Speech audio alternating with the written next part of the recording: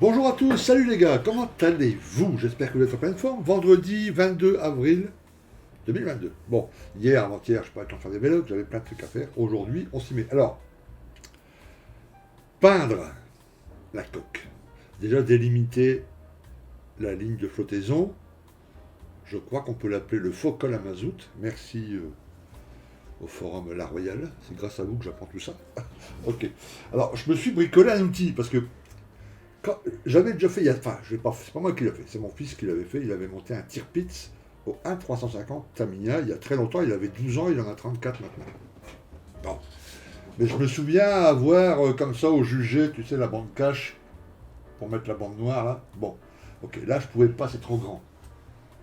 Puis je voulais faire quelque chose de bien, enfin, bien la mettre à la hauteur. Donc il fallait un outil pour tracer la ligne de flottaison, quoi, tu vois, pour passer bien mettre, ça soit bien droit tout le long de la coque, pardon.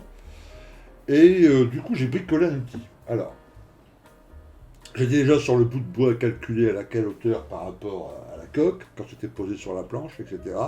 Voilà, j'ai fait une petite croix, j'ai fait un trou, perceuse, crayon, colle à la cyano, roule ma poule. Ok. Et ensuite, comme vous le voyez, j'ai tracé. J'ai bien fait gaffe que le truc soit bien, enfin tu vois, la partie là soit bien à plat et pas comme ça ou comme ça. Ok. Voilà, tout le long de chaque côté, j'avais à peu près le milieu de ma ligne de flottaison. Voilà. Et du coup, ensuite, alors ça m'a été très utile pour masquer la coque. Je pose ça là. Vous savez, c'est un petit truc Tamiya. Hop, tu déplies comme ça. Et là, tu as en même temps un plastique, tu vois, qui se déplie beaucoup plus long. Voilà. Donc ensuite, j'ai masqué tout ça. Ça a pris quand même du temps, bien suivant le trait que j'avais tracé. On va ranger ça comme il faut. Voilà. Donc ça, c'était nickel. Après, quel rouge? Je vous avais dit qu'au début, je voulais le faire avec la Live Color. Puis au final, je me suis dit, à l'extérieur comme ça, il faut mieux que ça soit une peinture un peu plus costaud et dans laquelle j'ai un peu plus confiance. J'ai confiance dans la Live Color. J'ai travaillé très longtemps dans la Live Color. Mais dans les années voilà, 2008-2011, là depuis, je travaille à la MRP, la Tamiya et la KRC. Donc du coup, j'ai fait mon mélange Tamiya. Alors pour trouver le bon mélange, j'ai galéré. Languette, machin, il fallait que je trouve le truc parfait. Alors j'ai noté dans mes petits trucs. Alors moi je le tout. Voilà. Pour la coque, c'est le rouge coque Rod 5. Il a un autre nom un peu. Je crois que je l'ai mis dans les mélanges là. Attends un peu. Yes, voilà. Il a ce nom-là.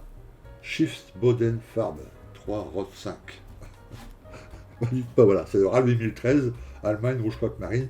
Alors Tamiya, c'est du rouge, 5 portions.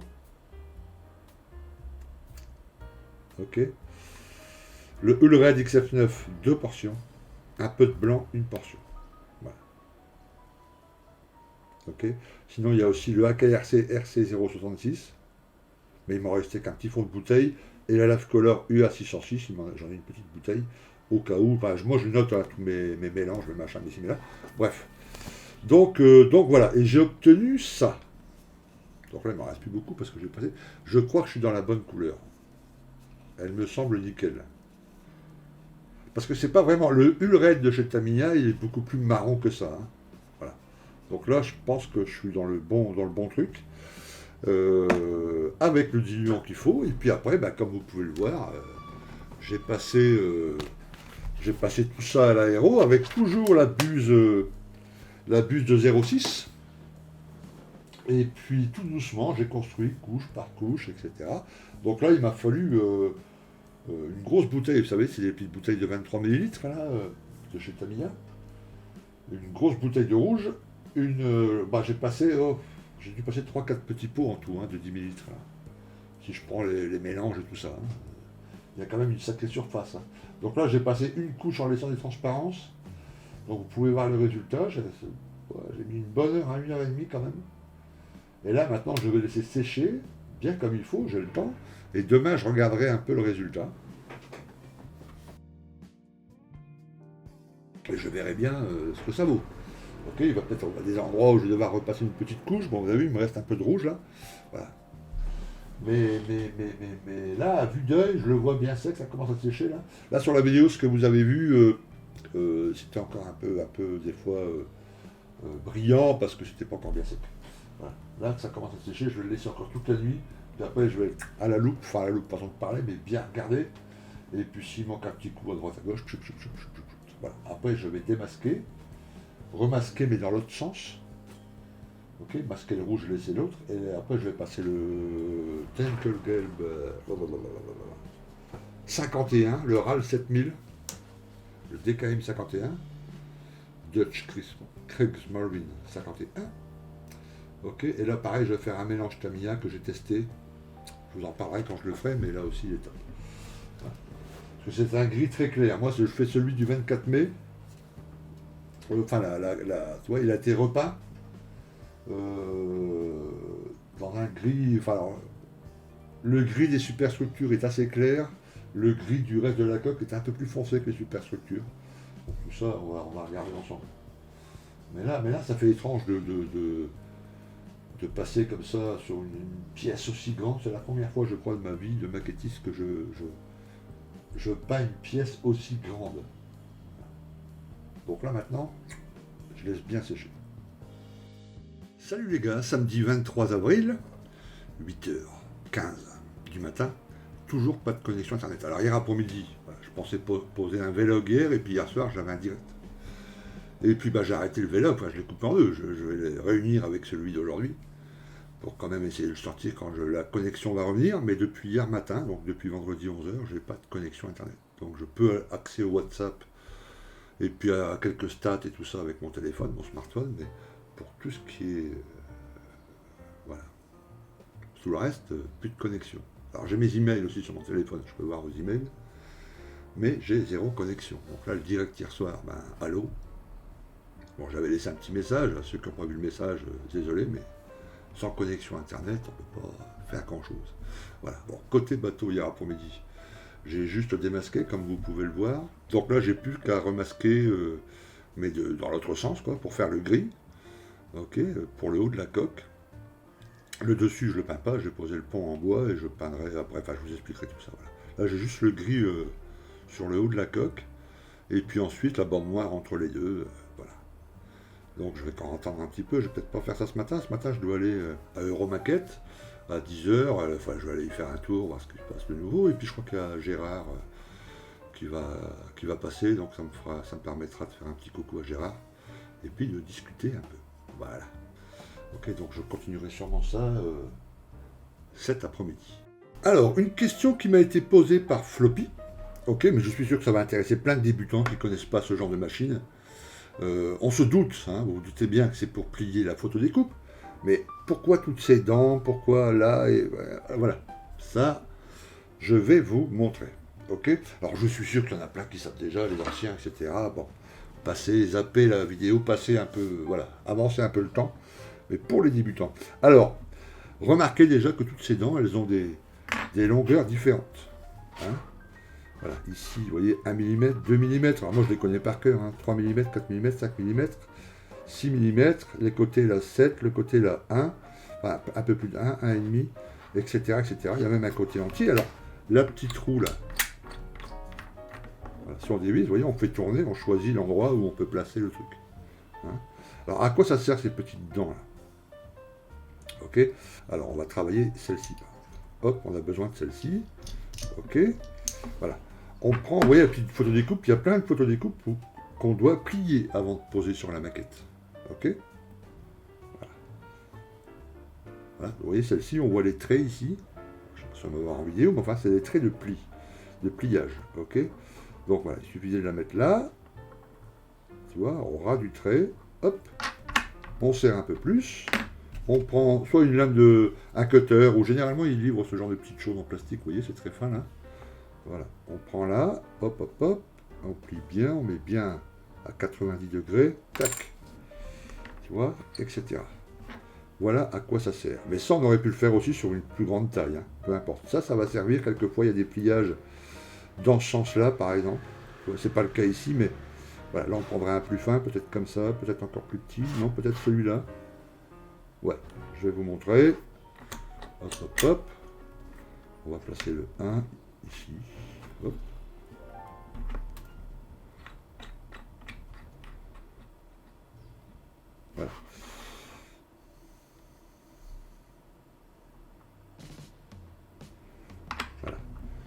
ici avec la lame d'escalpel. Alors on serre bien avec la lame d'escalpel, on pourrait faire un pliage ici. Hop, pareil, bien à 90. Et puis s'il y avait un autre pliage ici à faire, ce n'est pas le cas sur cette pièce, hein, c'est pour vous montrer, on pourrait replier ici avec voilà, ce petit outil. Ça sert ce genre de choses. Ça sert également. Voilà, tu vois, donc là on a une pièce qui est bien pliée, bien à 90. Enfin, tu vois, les angles sont bien droits, etc. C'est quand même plus pratique. Vous verrez qu'à un moment, on peut plus. Parce que là, par exemple, sur cette pièce, il faut plier encore ici au milieu. Là, avec la machine, ça va être compliqué. Ok? Pourquoi? Parce que le bord, là, ici, va cogner là-dessus. Donc là, ça sera après à la pince. Hein, ou avec une pince spéciale, ou avec une pince comme celle-ci. Tu vois, voilà, ça aide à... Hop. Voilà. Donc il y a un moment où vous serez obligé de le terminer à la main avec une pince. Ok? Donc vous voyez, avec cette pince toute simple Bruxelles, ça a fonctionné. Mais on aurait pu... il y a des pinces spéciales, hein, photodécoupe. Ok? Avec des becs plats, etc., etc. Ok. Posons cette petite pièce ici. Alors, à quoi ça peut servir aussi? Pourquoi il y a des tailles différentes? C'est pour faire des petites poignées. Donc on prend un petit fil. Voilà, c'est un fil électrique. Hein, vous dégommez voilà, coupez un vieux fil électrique. Vous récupérez des petits bouts. C'est pour faire des poignées soi-même. Ensuite, vous mesurez sur votre maquette. Vous voyez, s'il vous faut une poignée en 2 mm, par exemple, bah, la 2 mm, c'est celle-ci. Hein, elle fait exactement 2 mm. Hein, au début, vous mesurez. Après, vous verrez, vous connaîtrez les tailles par cœur à force de connaître votre machine. Voilà. Donc là, il faut couper encore un peu plus parce qu'il faut 1 cm. Hop, hop, hop. À peu près comme ça. Hop. On prend le petit bout de fil électrique. Voilà. Voilà. Ensuite, on serre. Hop. On serre le petit vis. Clac. Ok. Avec une lame, on remonte ici. De chaque côté, on appuie bien pour que ça soit bien à l'équerre. Ok. De l'autre côté aussi. Voilà. On fait bien attention. Alors après, vous pouvez frotter comme ça. Ça aide à bien marquer les angles. Voilà, on dévisse. On récupère sa petite poignée. Alors moi j'aime bien ensuite parce que pour bien la planir, vous voyez, elle est un peu relevée. Cette jamblette un peu relevée. Moi je la place toujours là comme ça. Hop. Je resserre un bon coup. Ok, voilà. Là il est bien droit.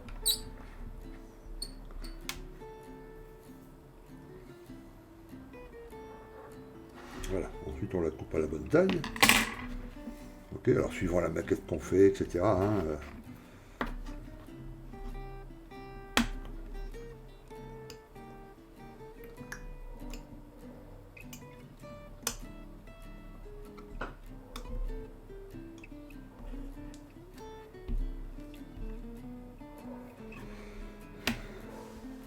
Et voilà, vous avez une petite poignée. Voilà. Ok, bon là j'ai hop, avec les lunettes loupe et tout. Mais voilà, vous voyez, là c'est une toute petite, et puis vous pouvez la placer sur votre maquette. Et puis bah, après voilà, des poignées de 1 mm, 2 mm, etc., etc. Donc ça sert à ça. Voilà. Voilà à quoi servent toutes ces petites dents, et puis le fait qu'on puisse se tourner. Et puis si vous avez une grande pièce à plier, bah, vous utilisez ce côté-là. Ok. Et si jamais vous faites des modèles où il y a souvent des pièces en photodécoupe qui sont beaucoup plus grandes que cette taille-là, eh bien il existe des machines qui sont beaucoup plus grandes. Hein. Voici là une géante. Donc là, si vous avez une longue pièce, vous pouvez mettre de ce côté-là. Et si jamais vous voulez utiliser les dents, eh ben, on retourne de l'autre côté, ou suivant ce que vous voulez. Enfin bref, vous voyez, ça sert à ça. Okay, donc ça c'est Trumpeter, c'est vraiment pas cher, c'est genre 25, moins de 30 euros, 25 euros. Ça c'est une RP Tools, elles sont beaucoup plus chères, plus costauds. Toi c'est vraiment lourd. Hein. Trumpeter fait aussi une comme ça, mais un peu plus grande. Voilà. Donc vous avez de quoi voilà, vous faire plaisir et puis d'adapter votre pièce, votre machine à ce que vous faites comme maquette. Quoi.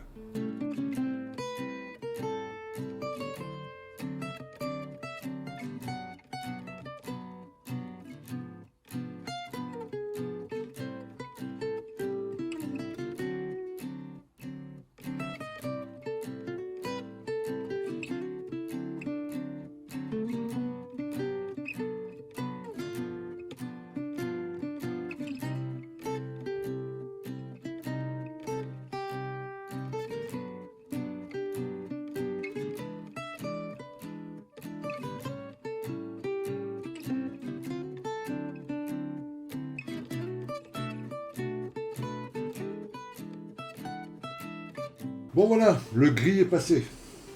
Ah, il y a encore un peu de boulot, hein. Moi je fais toujours en deux fois, hein. Là j'ai mis une couche de chaque côté. J'ai fait de mon mieux, mais je laisse reposer. Là on est, quelle heure il est dimanche 10h26. On- Voilà, après le repas, je vais laisser ça 2-3 heures. Et après le repas, je refais un tour, je regarde tout.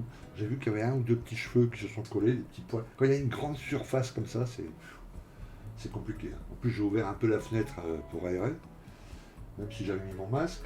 Mais du coup, voilà, j'ai vu une ou deux petites pétouilles. Je les enlève, je repasse une deuxième couche.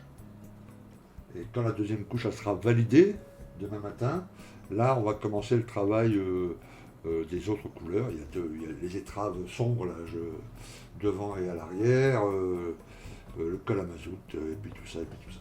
Voilà. C'est pas une mince affaire, hein. Faut peindre des grandes surfaces comme ça. On a l'habitude de faire des petits chars, des petites choses, des petits machins, des petits avions. Un gros truc comme ça, waouh! Et bon, voilà, en tout cas, c'est fait. Voilà, et entre chaque couche de peinture, eh ben, je bosse sur le tigre. Voilà, voilà, je viens de placer les petits éléments ici, le petit câble. Alors ça, je l'ai regravé un peu parce que il y avait le bois qui était un peu gravé dans la pièce, mais pas sur les côtés. Donc j'ai fait tous les côtés avec une fine aiguille. Voilà, j'ai fait aussi la même chose sur le manche de la hache. Là, c'est le seul outil que... Là, il y a le marteau. Là, c'est la hache. Ici, il va y avoir les cisailles. Il n'y a que la hache qui va être en place. Les cisailles, il y aura juste les points d'attache. Il n'y aura pas la cisaille. Et là, il n'y a pas le marteau, comme vous le voyez. Et le marteau que j'ai mis de côté, là, je vais le laisser, je le mettrai dans le diorama près du puits, adossé au puits, genre il a été enlevé. Bien sûr, à la peinture, je ferai une trace dessous, tu vois. Voilà, voilà. Et j'ai fait des petites trappes avec dedans, il y a un petit truc en plastique transparent, là. Voilà, voilà, tout doucement.